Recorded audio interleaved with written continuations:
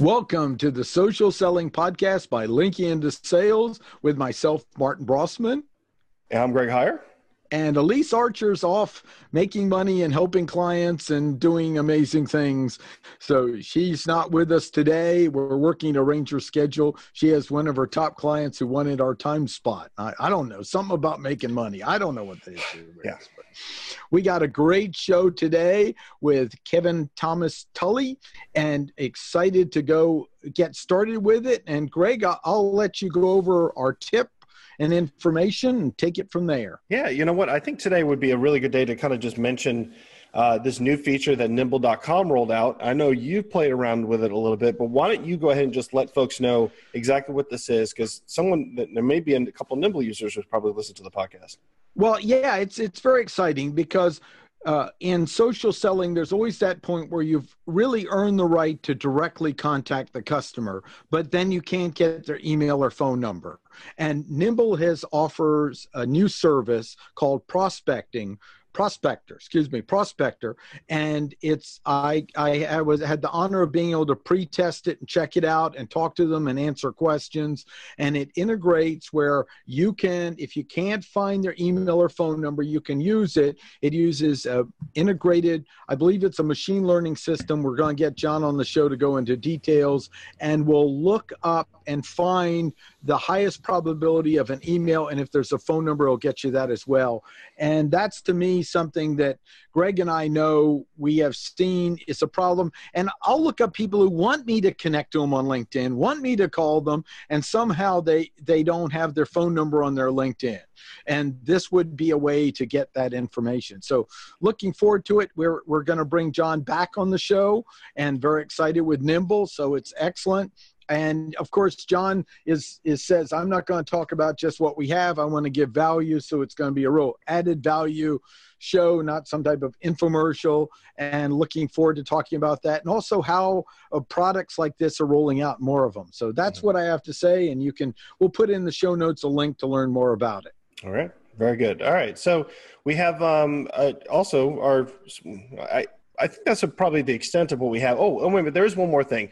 Microsoft is now starting to integrate more of LinkedIn into its Office 365 product. They just actually released a tool that another add-on that you can use within Office 365, so that way you can get LinkedIn profile information. So that's kind of cool. Which is I don't use Office 365, but because I'm a Google fanboy, unfortunately, or fortunately. Depends which way you want to look at it, but I still use the reported Chrome extension in order to identify someone's LinkedIn profile. So this kind of works a little bit like that, but with some additional features. So don't forget, if you're an Office 365 user and you use LinkedIn and you're in sales, it probably would be a good feature to have, given that most organizations out there are probably using some sort of Google or Microsoft Office products, which is a good reason for Microsoft to buy LinkedIn for the price that they paid for it, right? So, there's that. And also, don't forget, see if you could follow the case a little bit about the company HiQ. They actually won the case against LinkedIn, which was basically, it was a case where HiQ was given a cease and desist letter, and they were taken to court about scraping public profiles. And those public profiles actually are public facing. They don't require you to log into LinkedIn, which is actually a neat little tactic that a company called SalesLoft actually used in order to get some information into Excel spreadsheets. I don't think they offer that product anymore. I think LinkedIn said no, and they ended up pivoting and changing direction. But because your public profile, in which you do have control of what information you want to share on your public profile, just go into your LinkedIn settings and adjust them. We obviously recommend, if you're in sales, to have it all on. And if you're not in sales, obviously go in and, a salesperson is going to recommend you have it all on too, so that way they can find you. But take these, you can control what sort of information you want to have available in your public profile. But what HiQ is doing, this is the application that was taking a look at people's profiles and the information they were sharing publicly on those LinkedIn profiles, and trying to determine, using an algorithm, how likely you were to leave the job you're in. And for companies like GE and Bank of America and Wells Fargo and a number of other these large multinational organizations, this is extremely valuable insight, because to them, or like it doesn't really matter what business that you're in, to lose an employee that you've invested in and that they have IP on your company and they understand process to try and replace that person is expensive. It's an expense that every business owner obviously has. And if there's any way to reduce it, it's helpful. So definitely keep an eye on that story, because this kind of crosses the line into First Amendment rights. So and this is actually part of the case that they were taking with regards to that. So definitely pay attention to what's going on there. I think the last thing we got here is just don't forget, we're sponsoring ourselves. Yes. So, tell them about we've got 5 hours of training, fundamentals of social selling. Go ahead. We definitely have a little bit more than 5 hours. One course that we have, though, is about a 5-hour course. It's on the fundamentals of social selling. We talk a lot about just understanding, like we have this quadrant for social selling of social engagement, social, now I'm drawing a blank on social engagement, social listening, social proximity, and social capital, which we talk about these and how each of them work. So the course gives you a really great fundamental understanding of social selling. It is, and it's an evolution. Remember, social selling is an evolution of sales. It takes today's tools and applies them and makes them work in today's environment, because the buyer has changed. So definitely take a look at that course. Thank you for those who have actually come out and purchased that course and have started taking it. We're looking forward to your feedback on that.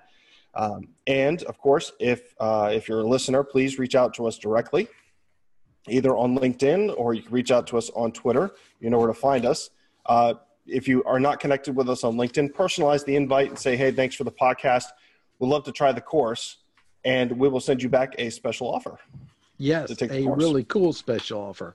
And this is not going to last forever. So if you're interested, the last thing I want to say is you do get a certificate. So this is a career enhancement thing that you can put on LinkedIn at the end of it, showing you completed the course. So that's, I think that's a really valuable, especially with salespeople who go, I probably need to show that I'm keeping up with the times to keep competitive. And we are got a completely self-paced online training program that we put really probably 1,000 hours of labor total in it.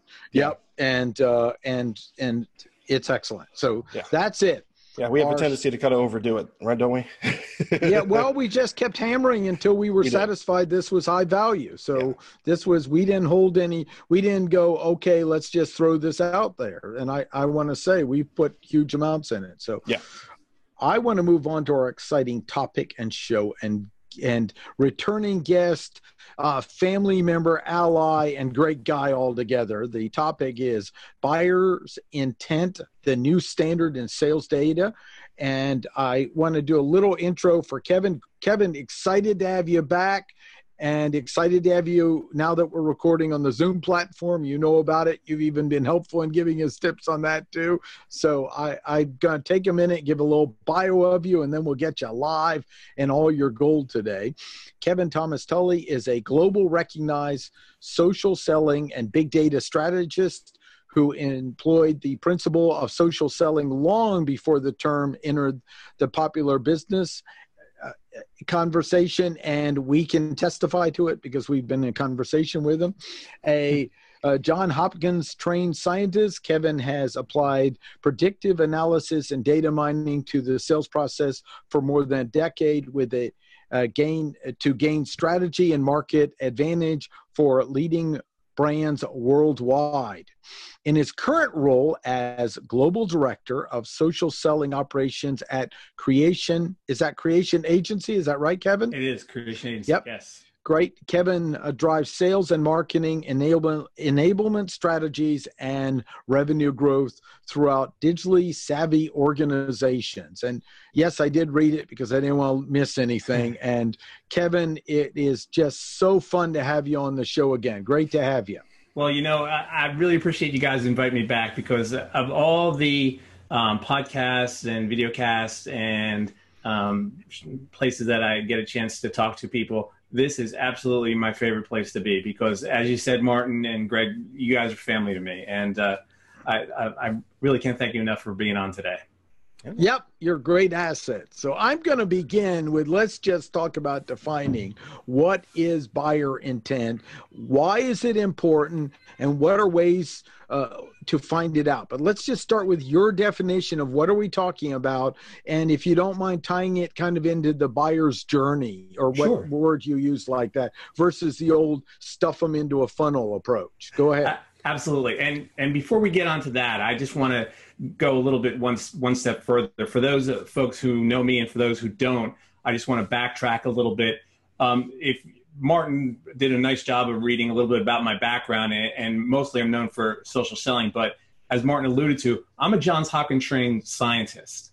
And, you know, I started writing predictive algorithms in graduate school, you know, decades ago. I'm an old guy, but I used to predict infant mortality rates in third world countries as a function of low birth weight.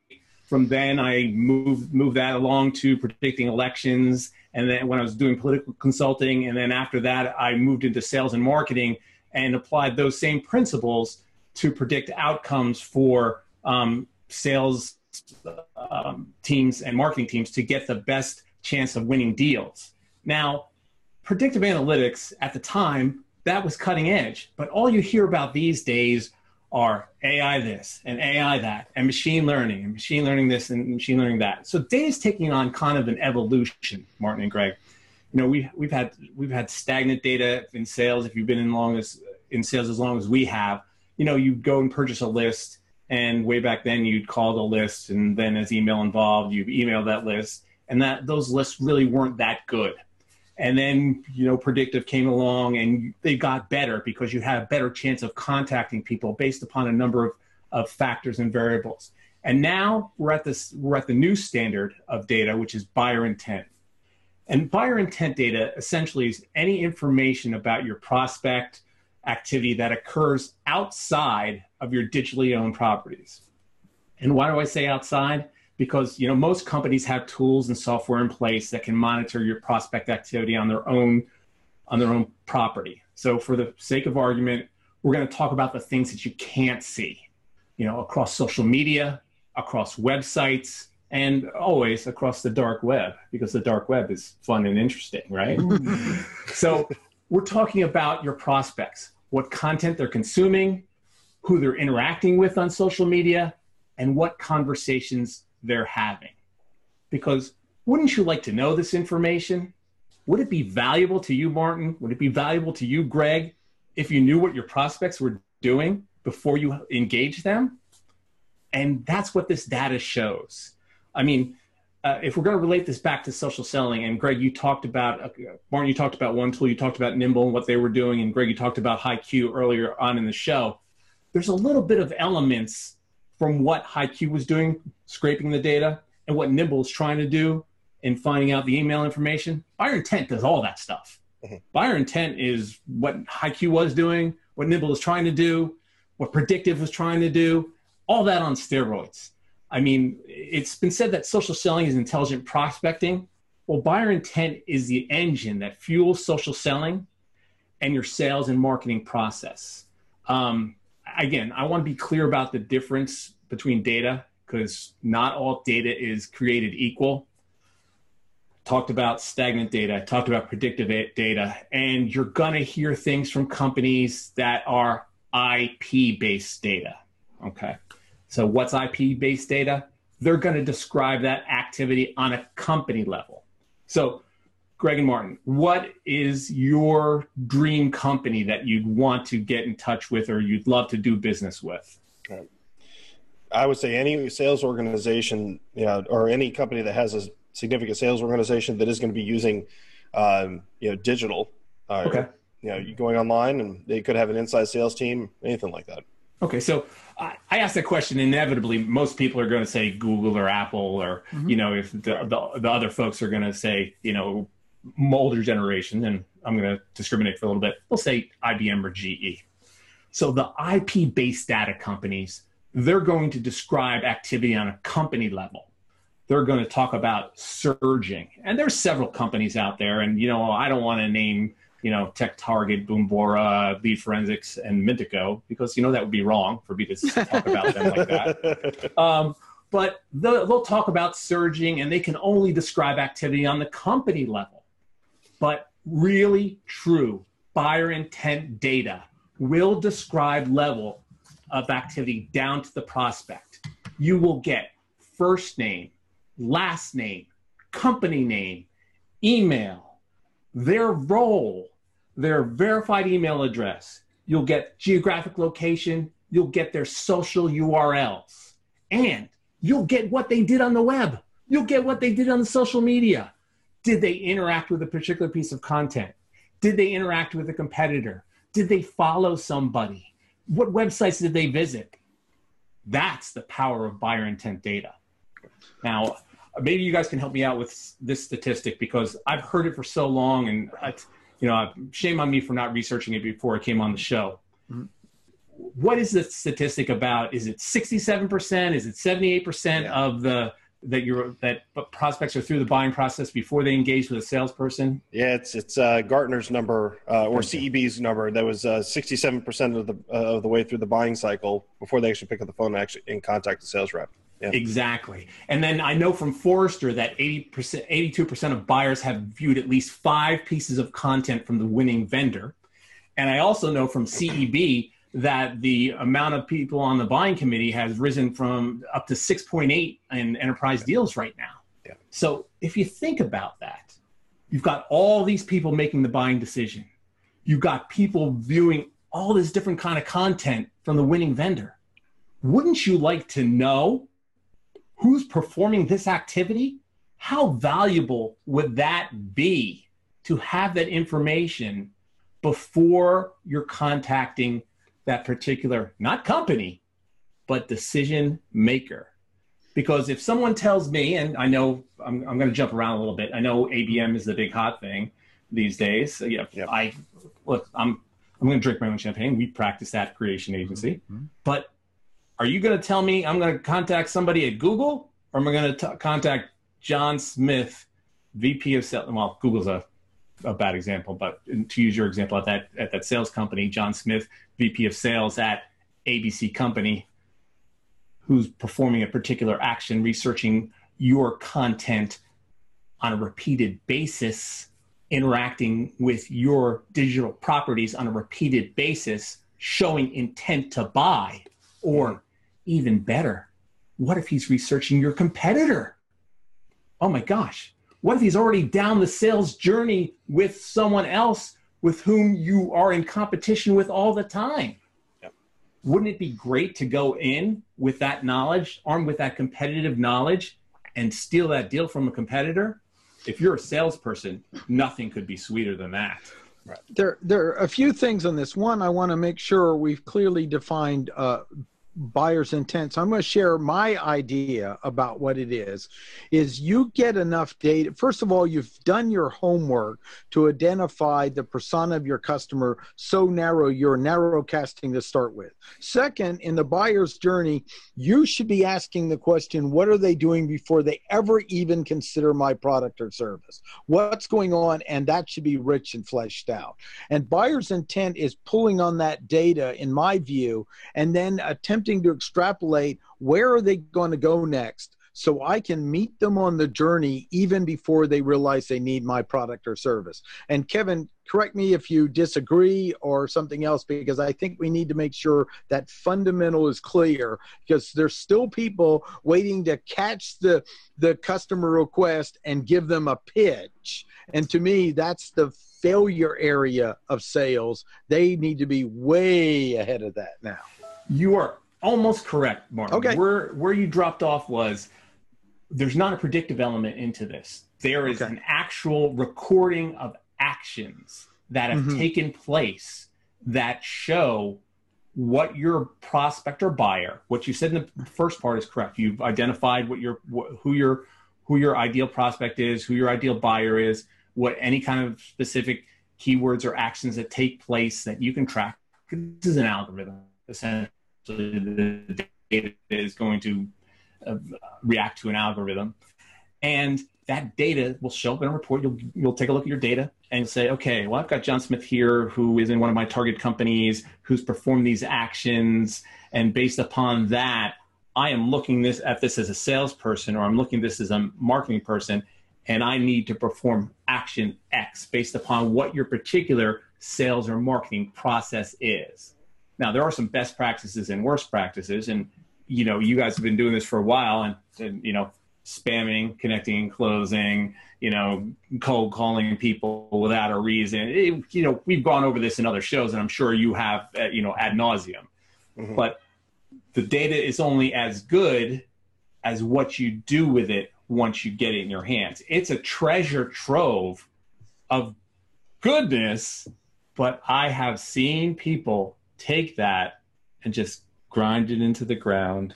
And what is that? What is that comic book phrase? You with something comes much responsibility. Yeah, it was from Spider-Man, right? With, yes. With great power comes great responsibility. Exactly, that's it. I drew a blank on that. Yes, with Byron Santana, with great power does come great responsibility. Don't mess it up. Hey, I just saw that you were researching your, one of my competitors. You should go with our solution. That's right. Yeah. Just say no. Don't do it. Yeah. Don't do it. Well, go ahead, Greg. Yeah, absolutely. No, I think you mentioned surging, mm-hmm. and that might be the first time I've kind of heard about that term. Why don't you go ahead and kind of explain a little bit about what surging is? Yeah, that's one of those terms that some companies that use the IP-based data are talking about, and they use that to sell their products to show that, that's activity that you see at a company, right. To show that, we can record activity. They can't record activity. They can record what they see as signals. They bundle it together and they say, there's a whole lot of stuff going over there at company ABC. But they can't identify who the prospect is. So that's not true. That's not true buyer intent data. So what are obviously there's technology in use here to take and capture that activity that's either happening on your website or happening on other properties. Are we talking, this data is coming from marketing automation systems? Is this something proprietary? There are several companies out there right now that are performing this action, some better than others, and it would not behoove me to identify those companies at this time because it's not something that I don't want to play favorites. Okay. Let's just say that. Right. Yeah, well, here's a better question on that, or another question on that.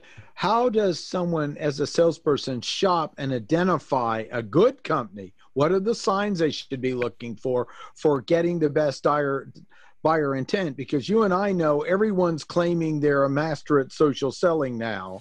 You can't spit, not hit that.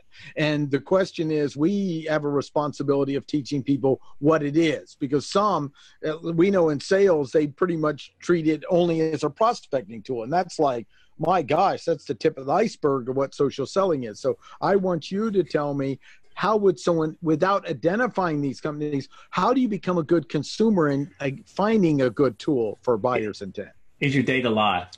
Okay. Or do you have to wait? I mean, you can get it on a weekly basis, but ask them, can I get this every day? Sure, I can get it every day. Good companies will give it to you every day.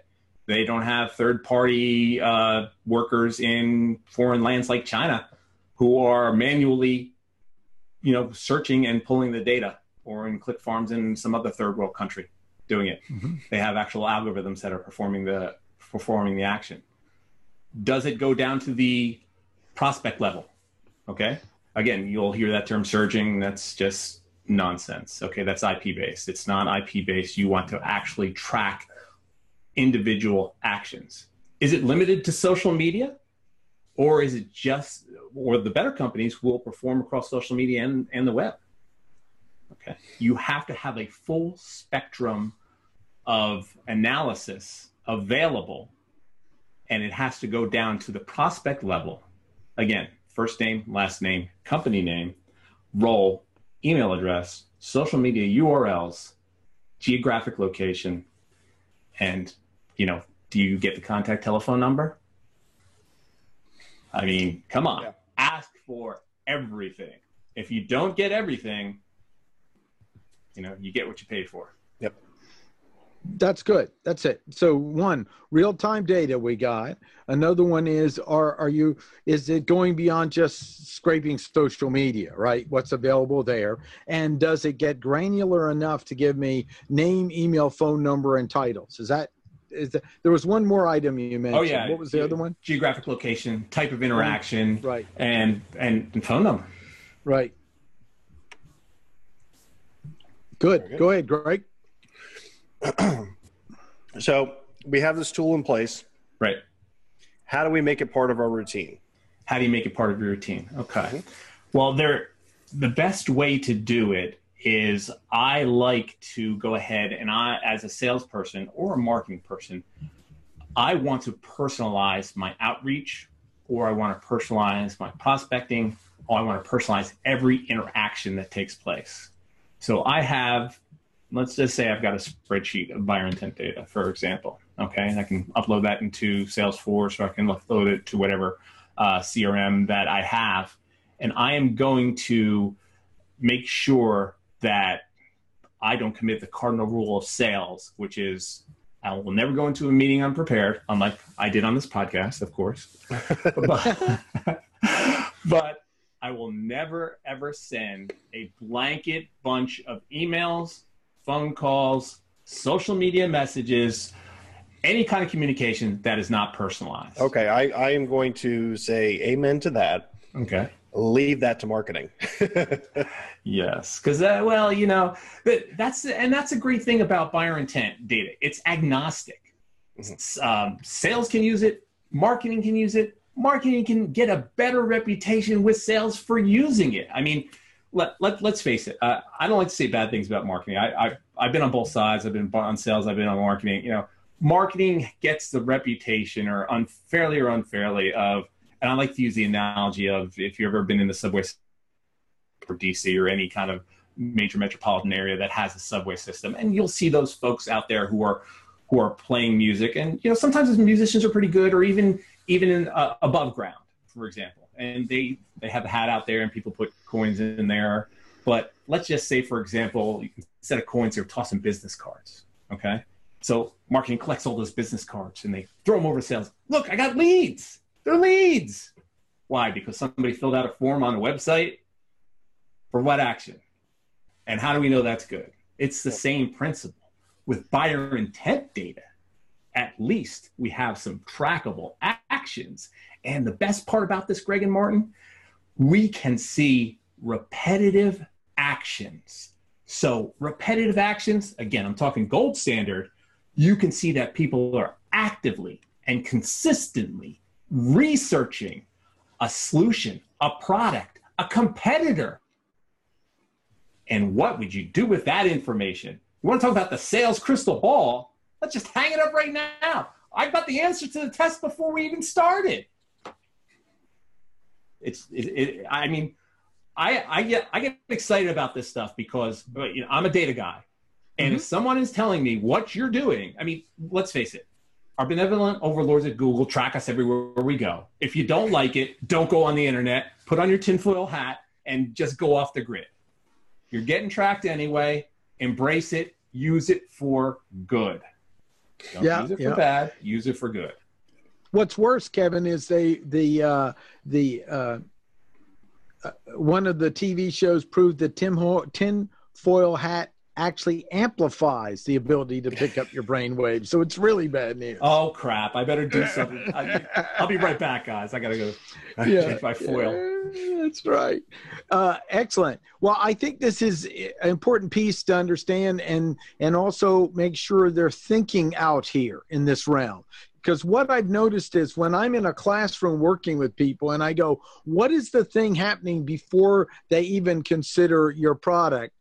Their minds automatically go, well, they're looking for a car or they're looking for a new software solution. I said, no, fail. You haven't gotten there. So do you have some tips in getting people to start thinking beyond that trigger point where I show up and they want my help? Because I'm noticing a lot of salespeople have to train that as a new behavior. They haven't got it ingrained in their psyche in really thinking of the data intent early on in the sales cycle? Well, the best thing about that is the competitive intelligence aspect of buyer intent, Martin.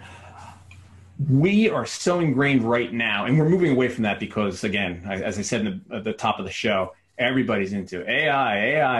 I don't want to think for myself. We were unpredictive, where everybody said, okay, if X, then Y, going to perform action Z. Now we see prospect A performing action B, which will lead us as salespeople to perform action C to contact prospect A. It's a continuous loop. What we have to think about and reprogram our thinking is we don't have to rely on prediction anymore. We don't have to think about what we need to do to be prepared. The era of information asymmetry, which will go back a couple decades, will go back to the 80s. And I always like to think about car shopping when we do this, because car shopping, yeah, you can shop on the internet right now. But for those folks who just go face to face and go old fashioned negotiations, which is the fun way to do it if you're old school with that salesperson, and try to go in there and old school and knuckle down and say, take that Foursquare off the desk. We're going face to face. If you got to go to your manager, then you're not a real salesperson. But no, I digress. Yeah, but no, taking you car shopping. Yes, yeah, just recently. But it was so much fun, man. Those people are so unprepared to sell. But that again, I digress. But when the seller had all the information, to now the buyer has all the information from researching online, it's moving back to the seller's way a little bit with buyer intent. We know what the buyer's doing. We don't have to pretend and predict and try to go out there and say, hey, would you be interested in my product? Can I have some gruel, please? No, we track their actions. We know what they're doing. We see who they're interacting with. We see which deals they're getting involved with based upon their actions. So we don't have to think about what they're going to do. We just read about it. It's right there in front of us. Not that it's ever really that simple, because there are nuances to interpreting the data. I mean, if somebody's just going to say, okay, this person is 100% ready to buy, if it were that easy, we'd go back to, I like to say, mortgages in the mid-2000s, when every pizza delivery man was just a six-figure mortgage broker overnight. But then we know what happened in 2008. Too big to fail, it all failed. Oh, yeah. And people doing the wrong thing. And that's actually, we'll talk about that towards the end of the show, but I had a fun experience with a car dealer who sold me an extended warranty. And I'll tell you about that later. But let's just say I won. Mm-hmm. We'll just do that. So, as far as making this part of the routine and using this particular data, do you have any examples? Maybe like a quick story, maybe about like how maybe you or someone has been able to take this data and it actually led to the closing of a deal. The opening of a deal, because we say social selling is about opening, not closing. Yeah, social selling is about opening, not closing, and that's a great phrase, Greg. And the best example that I can use is when some of my colleagues, they hear me talk about this kind of stuff, and inevitably they're going to say one of four things, one of three things. They don't believe it works. It costs too much, or it's too specialized. But then, and I don't like to name names, but we've got there's a colleague that of mine, and she decided that she give it a try, because once in a while she'll listen to what I have to say, and she saw that she sells HCM products, human capital management. She saw, and that's a very competitive industry, saw that one of her current accounts was researching a competitor, and that account was not due up for another couple months for the renewal. So that kind of, and they were researching on a repeated basis. So that kind of signal, buyer intent, that she saw immediately allowed her to go into that account, which she had just had a long-time client, thought, never had to worry about it. Found out that client was dissatisfied because her customer success or customer service team, in big companies, I don't know what the heck they're called anymore. The people who should be watching the account and monitoring it weren't doing a good job, weren't passing it up to her. That account was going to leave. And it was a significant part of her commission. So she got in there, not only saved the account, but also expanded it based upon what she saw on her little spreadsheet. So that's a great example. Yeah, that's a great example. We probably ought to try a few more of those because that gives it real. Also, I'd love to see, are there any just street smart free things people can start with? Because we've got listeners that are everything from they have funds to support the sales to they're hung out there to get results and their company isn't giving them any tools or techniques. Or any just, like maybe advanced search in Google or something like that you think of. And it's okay if you don't have it, but I like to always try to give people, is there a free way to just start working on it? I know, it's tough. Free, wow. Yeah. I was looking, as soon as you said free, all the examples I had fell right out of my head because if you really want to get this granular, I don't really believe there are any free products available. I really liked what LinkedIn Sales Nav terms of allowing you to make specialized searches, but again, that's not real time. That's the closest I can think of to getting some kind of information. But then again, that's also on the company level. There's really not too much about that out there. Well, I mean, one I think of, which is Greg's offered in our class, is really getting into the advanced search on Google and just if anything gets into their database, look at most recent search related to the person or topic. I mean, that's a manual thing, but that's to me, Greg's we've offered that in our social selling technique to just get them going. Greg, would you mention something on that? Yeah, so I mean, there are definitely some. I can think of like Google Analytics, for example. They might have an option in there for you to take a look at user IDs that are visiting the website and kind of understand the sessions that they're viewing on your website. However, it's very complicated to use something like Google Analytics. You would never expect a salesperson to fathom the idea of using Google Analytics. Or even try to pay for their own tool to put onto a company website or just to even in general track what's going on out in social. So I think to me, considering our audience, it is absolutely, if you want good data and you want a good user interface, you're going to pay for it, and you should pay for it because it's an investment in your sales process. So we can recommend a whole lot of free tools out there, but honestly, there's some really great solutions out there that aren't very expensive, won't hit the budget too hard, and you'll make that money right back tenfold or more. I mean, and if you're not, then it's the wrong tool for your business. And unfortunately, you have to test some of these things out before you can actually commit to maybe a long-term contract. That's why they have trials. No, absolutely. And again, just for the purposes of my definition of buyer intent, when you're talking about Google Analytics, that's on your own digital property. I'm talking about things that are happening outside of your own digital property. So that doesn't fit my definition. I know we're splitting hairs, but no, that's good. I agree with everything you said, Greg. You have to invest in your career as a salesperson, and you have to invest in the tools and technology that are going to make you successful. There are plenty of talented salespeople out there who are just banging the phones every day. That's how I got my start in sales years ago, but that was the technology back then. If you're still trying to operate in a modern sales environment with decades-old technology and you're successful, well, I applaud you, but that's going in the hard way. There's an easier way to do it. Buyer intent is one of the tools you should investigate. I can't say enough about social selling, of course. I mean, we're on a social selling podcast, but you got to invest And I agree with everything you said right there.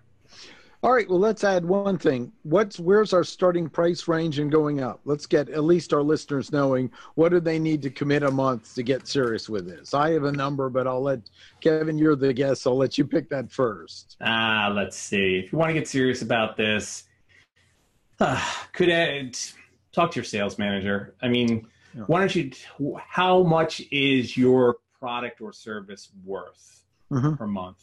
I mean, do you want to, the way that I would look at it is,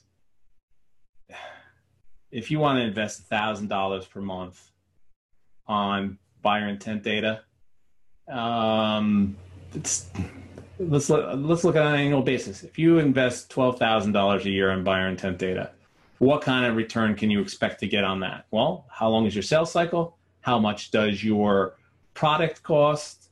How much, what's your closing ratio? You have to take all those factors. You have to take all those factors into account. How good of a salesperson are you? Well, buyer intent is going to make you better. Can you afford to get that, to do that? Well, a lot of individual salespeople can't, but lots of companies can do it, should do it. Most of your mid-market companies, high-end mid-market, enterprise companies, definitely. I think your minimum investment should be $1,000 per month on it, and I think you'll have more data and more individual leads, and you'll know what to do with.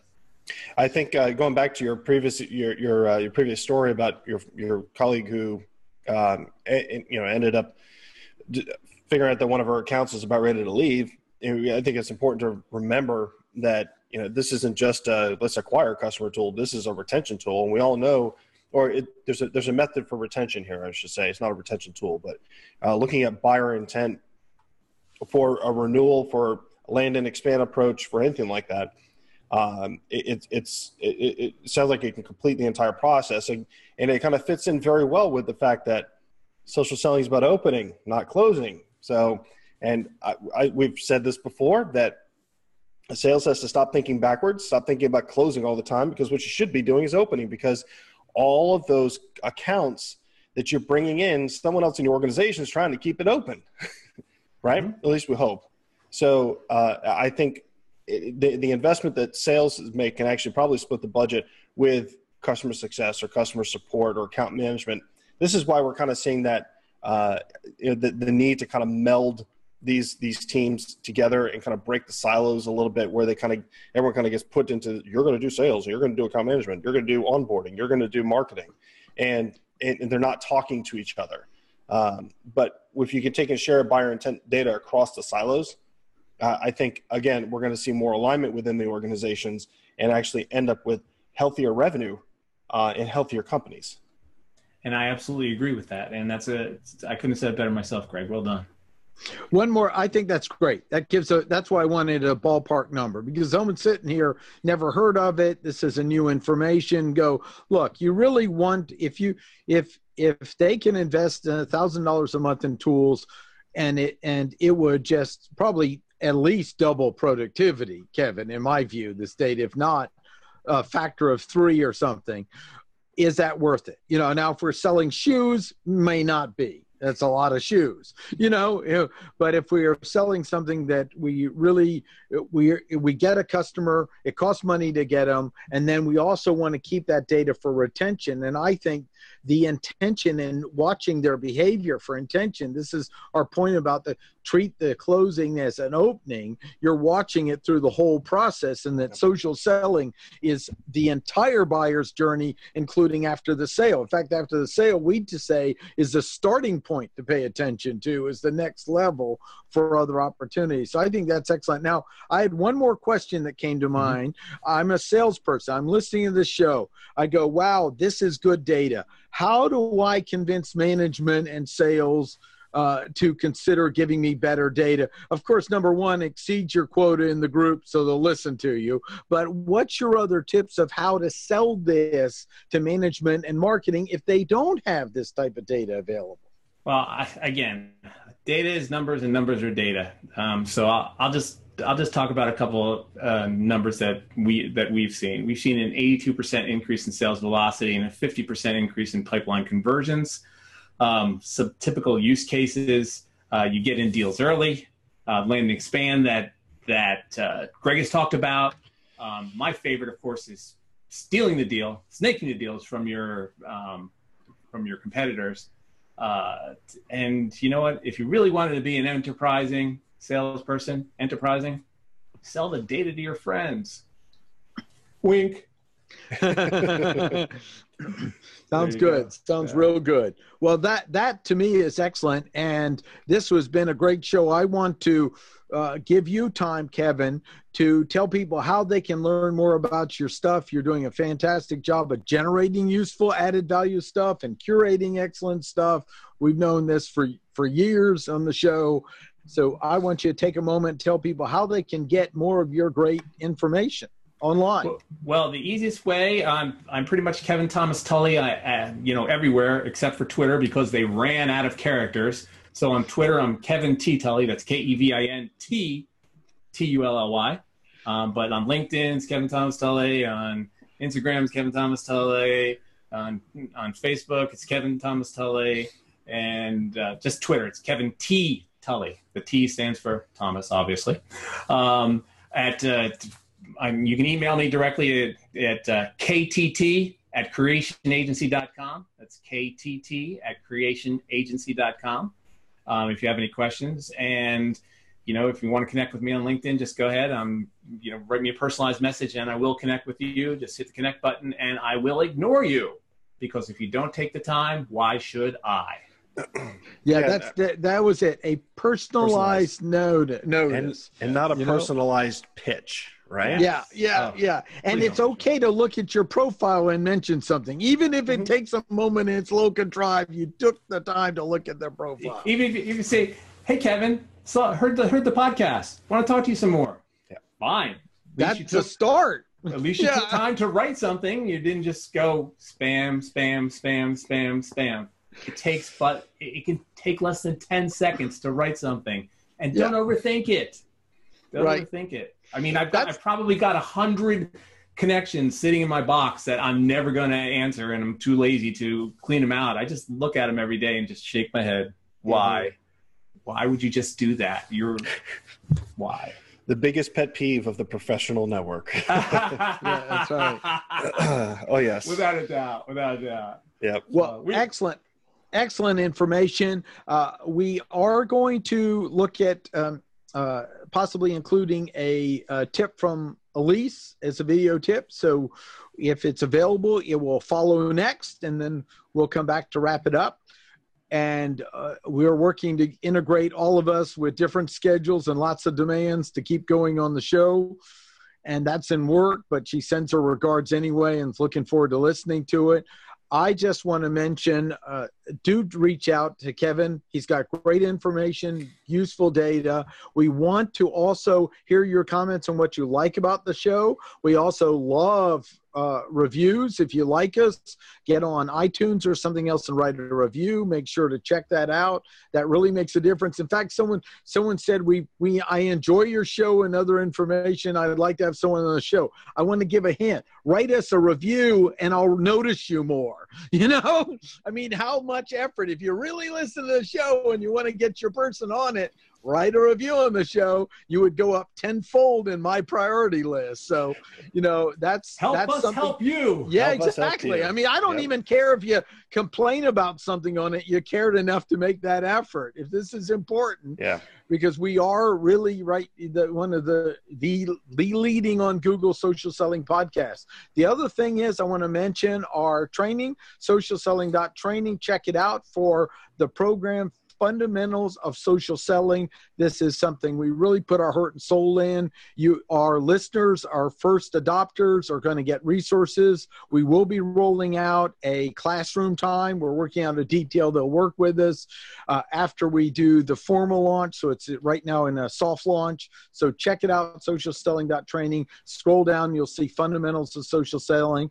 Greg, I'll hand it over to you for the final comment. Well, thank you very much for everybody listening to the Social Selling Podcast.